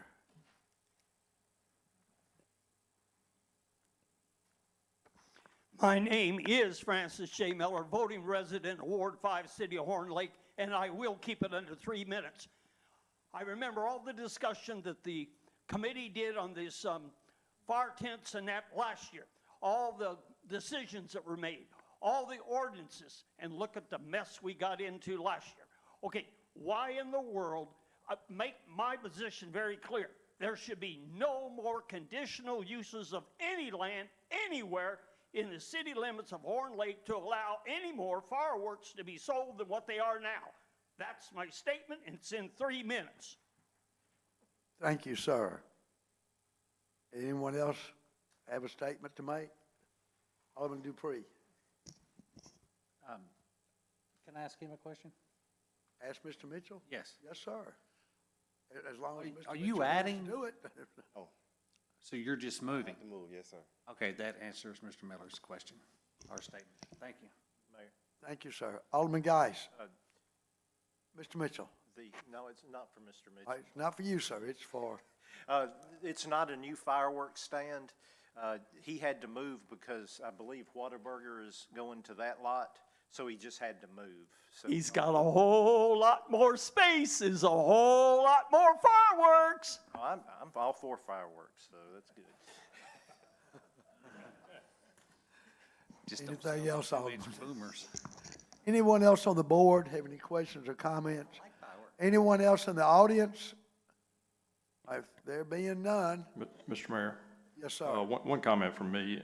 In addition to the conditions listed by the Planning Commission, historically for conditional use permits for fireworks sales, the board has included a 5-year time limit on those.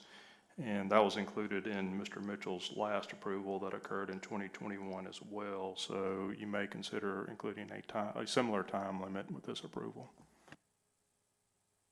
Thank you, sir.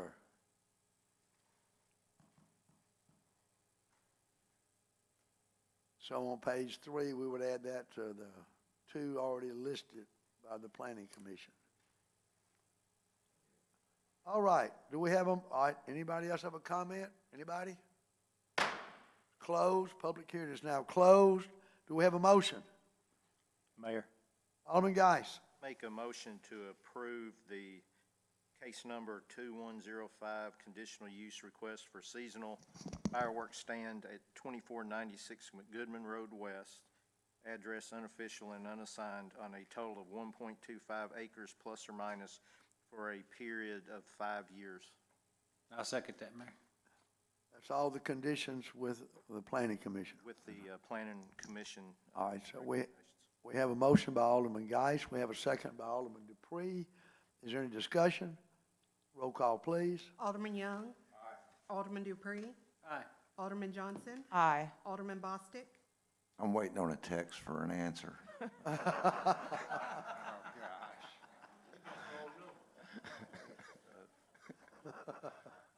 Aye. Alderman Guys. Aye. Alderman Bledsoe. Alderman Klein. Aye. Motion carries 7 in favor, none opposed. Thank you, Mr. Mitchell. Thank y'all. Okay. Moving on down. We're on number 6, new business. I have nothing there. Number 7, citizens' remarks. Mr. Robinson, do we have any citizens' remarks? Number 8 is Mayor Alderman correspondence.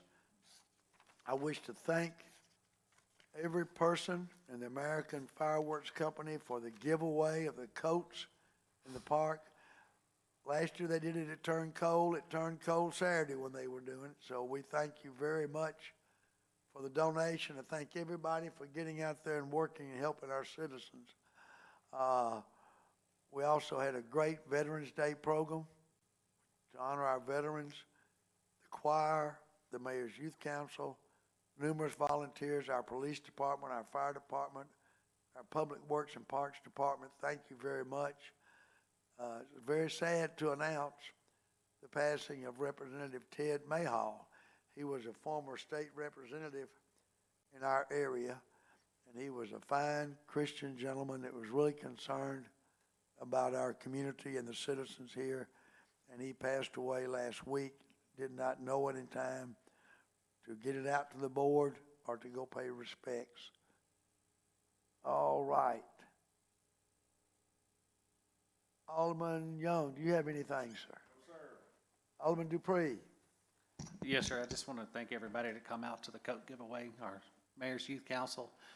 They showed up, they, did a really good job, and I really appreciate them for that. And thank American Fireworks for putting this on. It was a great day. Good giveaway. Thank you. Alderman Johnson. Yes, sir. I just want to say that I am so thankful to be a part of a city with such giving heart, with the coats and the veterans, and the many different things that we have going on, opportunities to show community spirit. As we embark upon Thanksgiving, just remember somebody else. There's somebody who's hurting. There's somebody who's hungry. There's somebody who has less than you. So love on your families, love on each other, and let's just keep God at the center of our lives and just enjoy one another.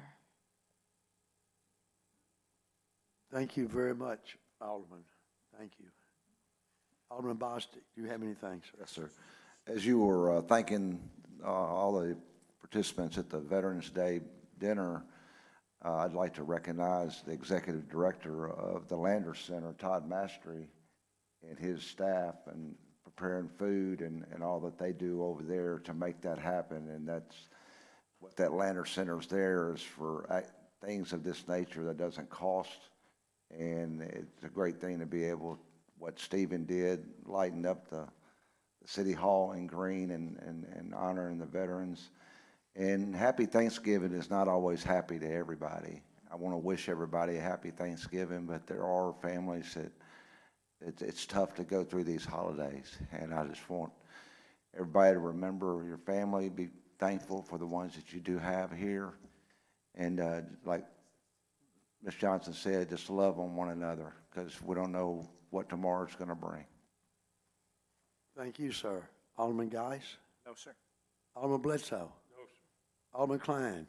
I would like to add, in regards to Ted Mayhaw, he was election commissioner back, and when he left that position, I filled it. And he was definitely a gentleman. Served this county well, and also, served in the state level. And I also would like everybody to keep Mrs. Mayhaw. This will be her first Thanksgiving without him. So if you'd keep her in your prayers during this time, it'd be very much appreciated. Thank you very much, sir. Chief Ryle, do you have anything, sir? Thank you, Mayor. I don't have anything tonight other than to wish everybody a happy Thanksgiving and be safe next week during the holidays. Thank you, sir. Does anyone have any questions, comments for Chief Ryle? Alderman Bledsoe? Chief, I see you lost a code guy, so you got some more lined up? That's not his fault. That would be a planning. Here you go. Do you have any more? I'll get you. Hey, I'm trying to give it back to you. I think Chief Ryle is happy with the present arrangement. He answered that quick.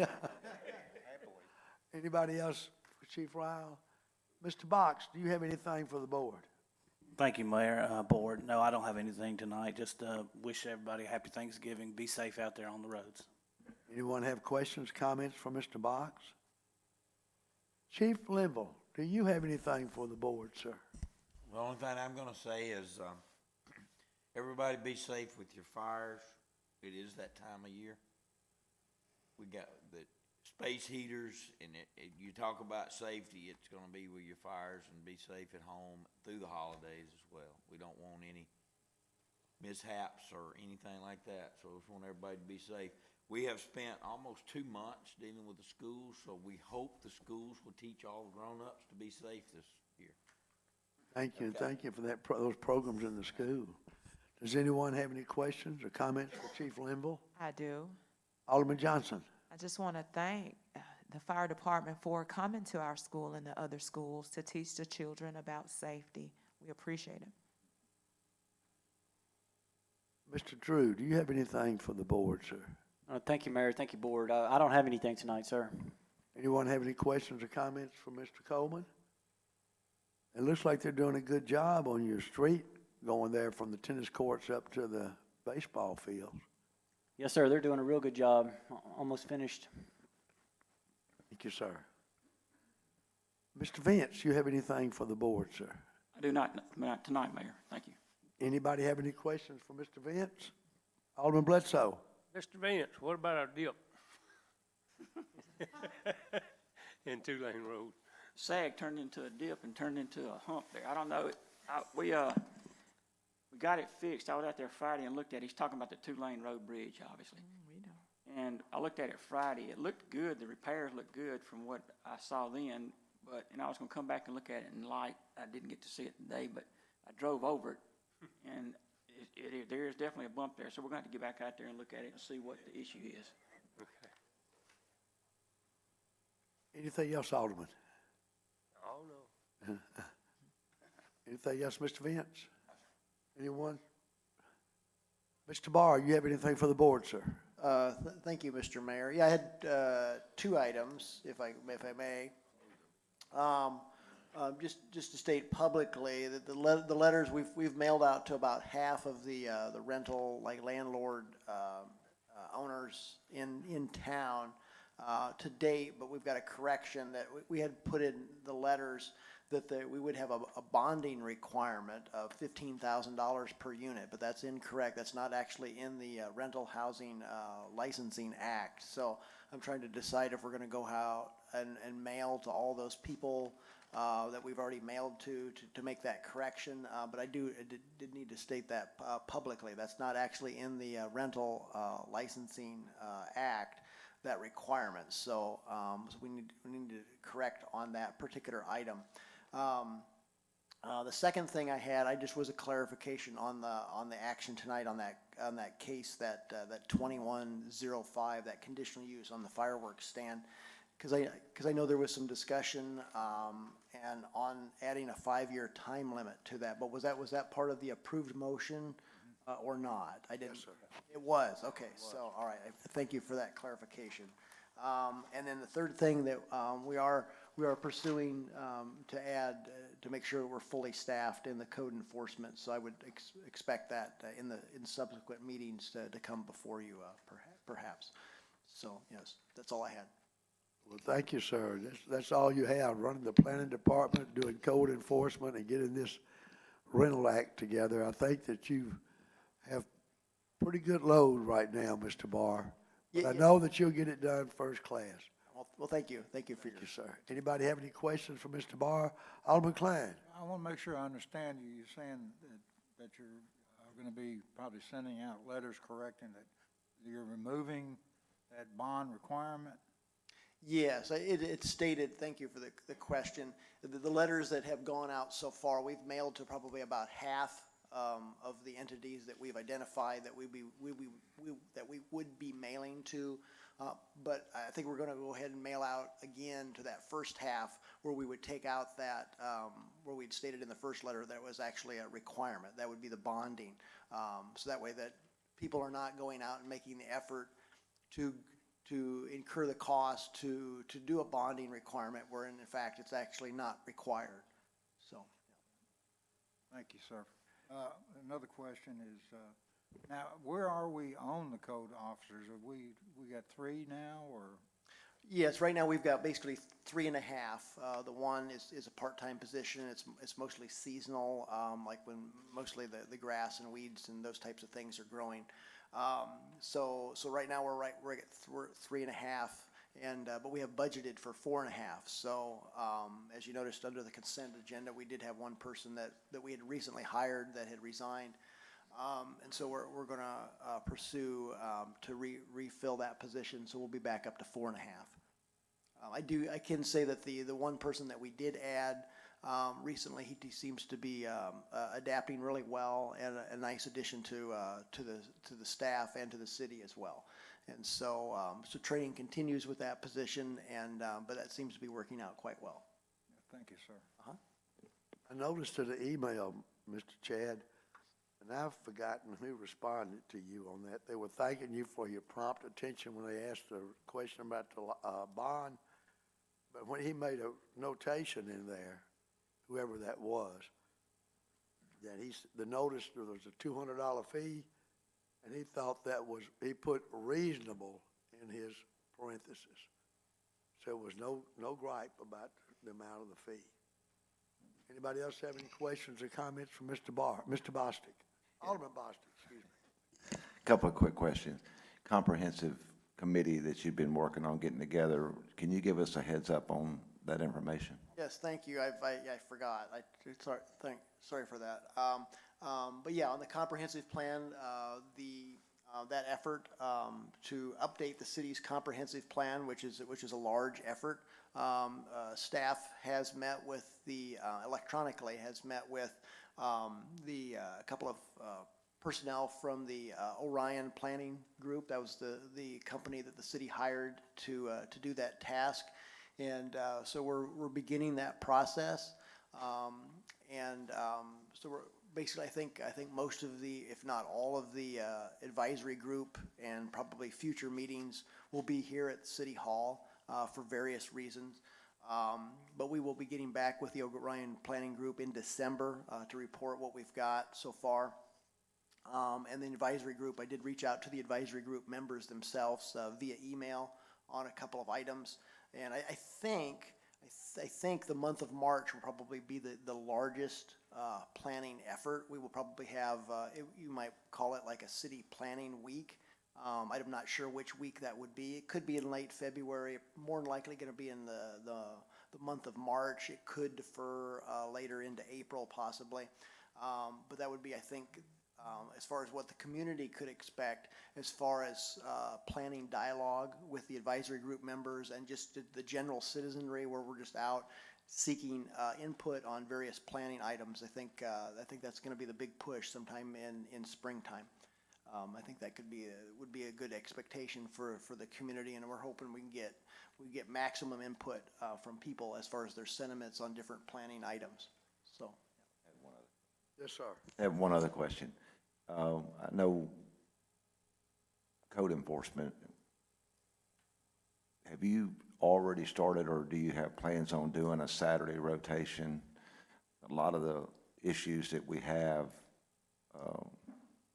are committed on the weekend and there's not a code enforcement around.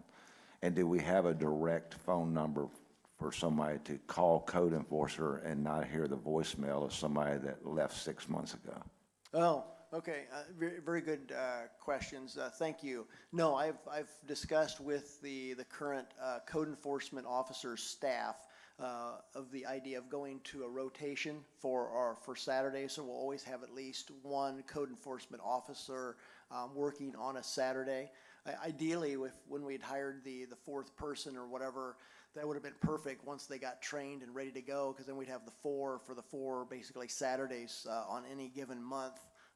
Even though I think there's a few months of the year that there's actually 5 Saturdays per month. But now that we're back down to 3, I really haven't made the decision when to start rolling that out. Basically, obviously, I'm hoping probably the month of December, even if we just have 3 working code enforcement officers to try to get coverage on Saturdays, because we know that there's things that go on in the community on a Saturday, and it would be good to be able to respond to them in a timely manner on a weekend.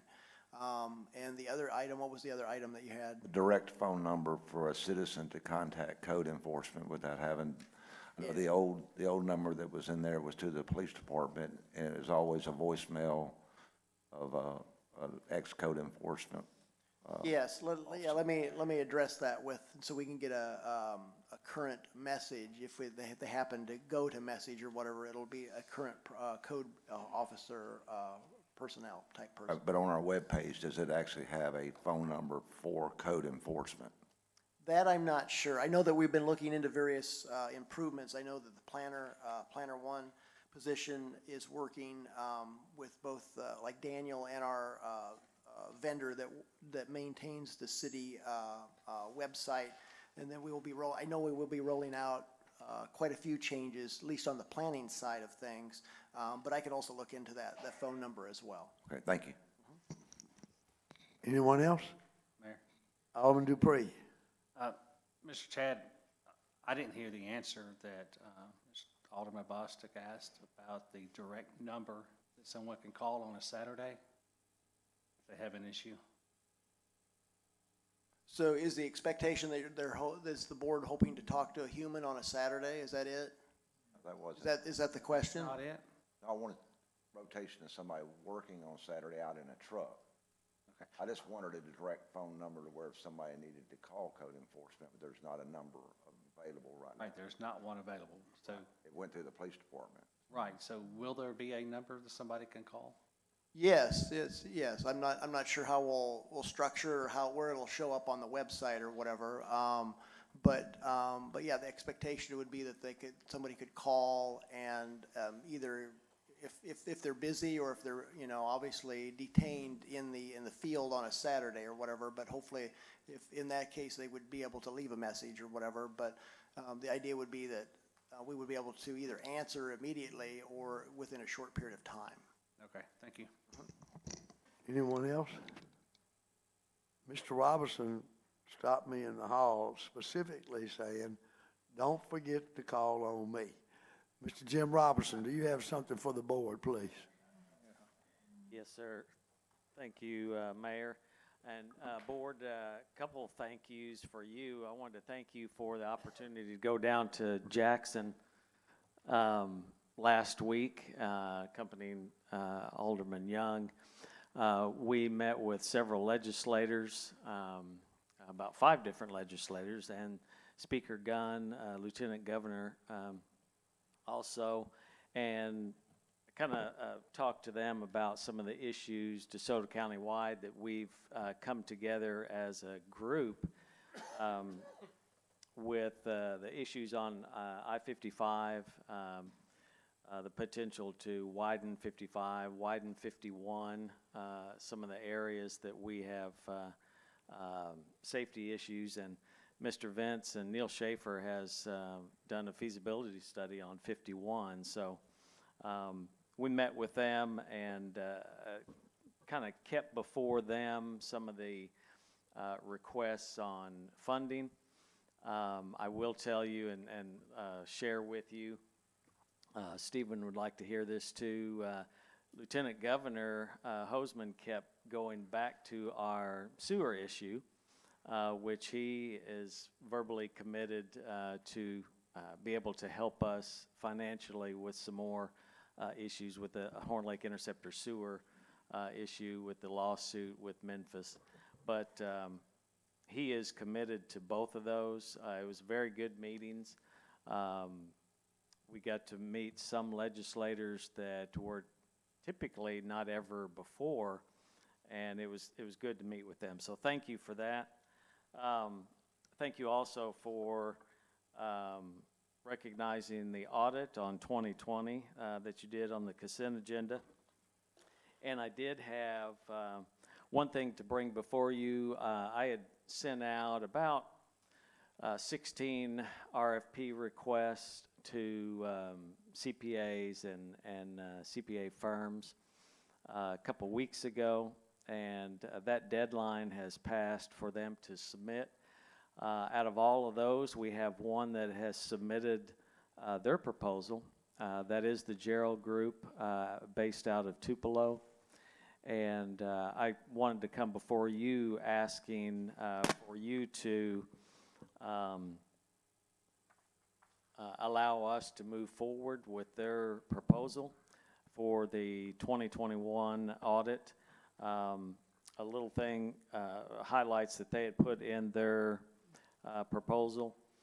It is, they've got a timeline in here of beginning a lot of their work in March and April and May, and then submitting a final draft on June 15th with an exit conference on June 19th. That would come before the board on June 20th.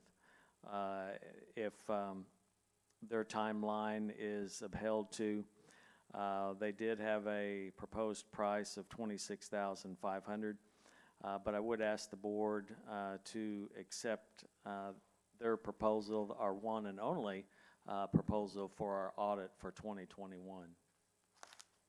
So that is the only company that responded. Yes, and we have worked with them before. They're currently working with the city of Hernando, and they do have several other groups that they work with. They do work with the Horn Lake Interceptor Sewer District. They work with Lewisburg Water. So they have a list of quite a few water associations.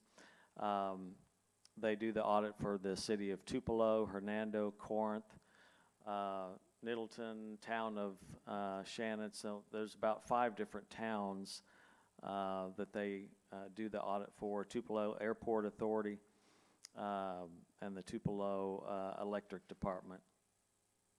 And then numerous water associations. Nesbit, they do the Days Water Association audit also. But we have worked with them here before, briefly. And again, they do work with one of our consultants that works with us on our financials and audits.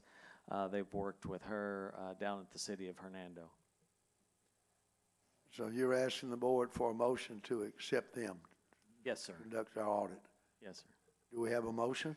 Alderman Bledsoe? I have a question. Yes, sir. Do they have a thing in there if they don't have it on time that they pay us money instead of us paying them money? Well, they did put a pretty comprehensive schedule in their proposal, so we hope to hold them to that. But if they don't make it, do we have any, like we just went through this thing, I don't want to do that again.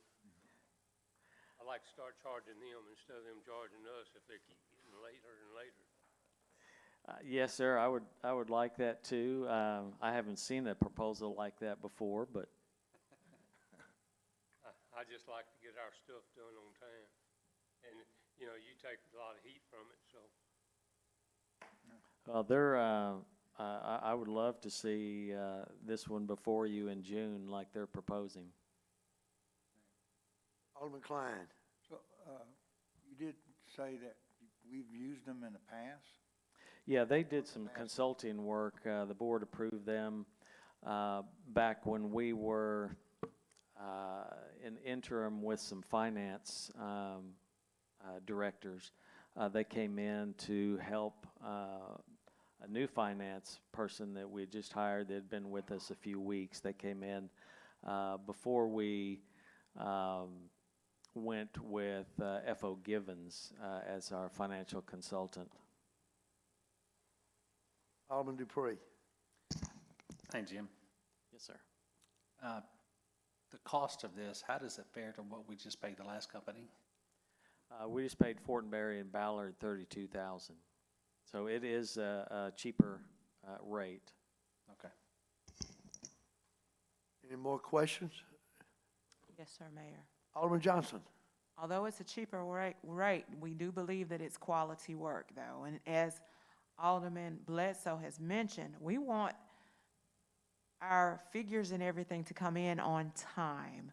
We don't want this that we've had the last year or so, you know. So in your opinion, even though this is the only bid that came in, do we have quality work? And are they going to stand by their word? Is there anything that we can ask them or tell them about our deadline? You know, and I do understand that things happen. I understand that, but things don't continue to happen every time we ask about having our budget finalized. I mean, our end of the year audit. Yes.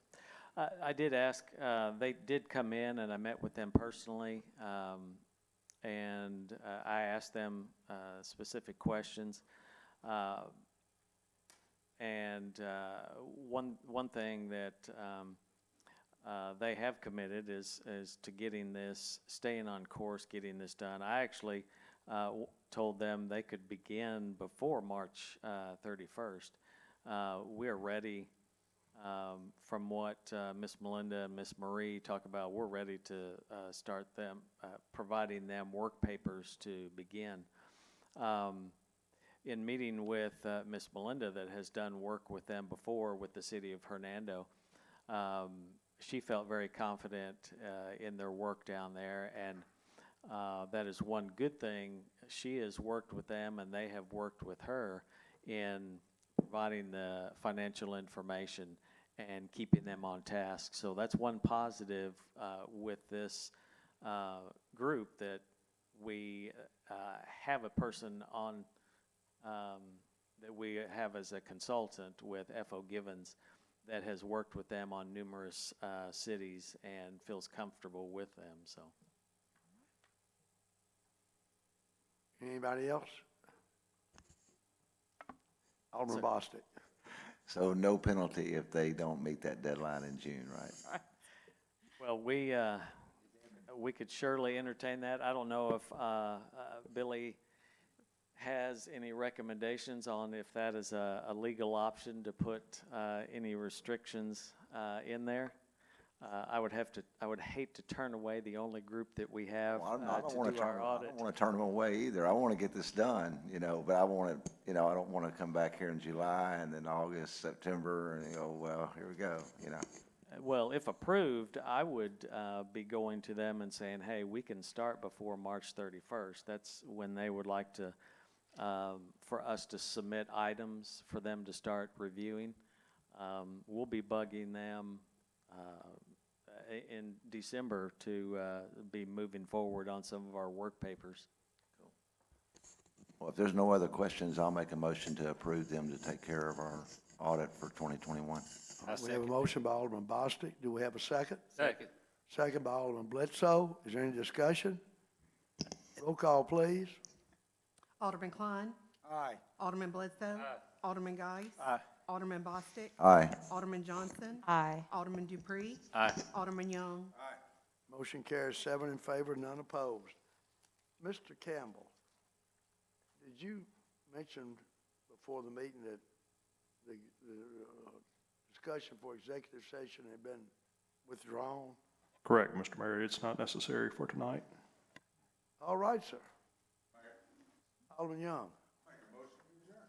Have a motion to adjourn? Second. Second by Alderman. I still have one more question for Jim. All right, yes, sir.